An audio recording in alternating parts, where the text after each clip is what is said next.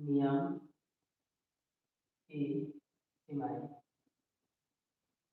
ठीक है, अच्छा कूलाम नियम की सीमाएं क्या है समझेगा, जो कि याद रखिए कूलाम के नियम हमेशा केवल बिंदु आवेशों के लिए लागू होता है। ठीक है, जो कि बताया कूलाम किसके लिए, आवेश, क्योंकि उसमें दो आवेशों ही रखा जाता है। ठीक है, दो स्थिर आवेशों पर ही लागू होते हैं। तो याद रखिए कूलाम के नियम किस पर लागू होंगे, बिंदु आवेश पर। ठीक है, कूलाम का नियम बिंदु आवेशों पर लागू होते हैं।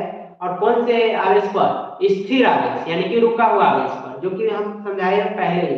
कौन से आवेश पर लागू होगा, स्थिर आवेश पर। और कम से कम कितना मीटर, तो कम से कम 10 के पावर -15 मीटर से कम दूरी के लिए लागू नहीं हो सकता है। ठीक है, इसमें 3 पॉइंट है। पहला पॉइंट क्या है, कूलाम का नियम,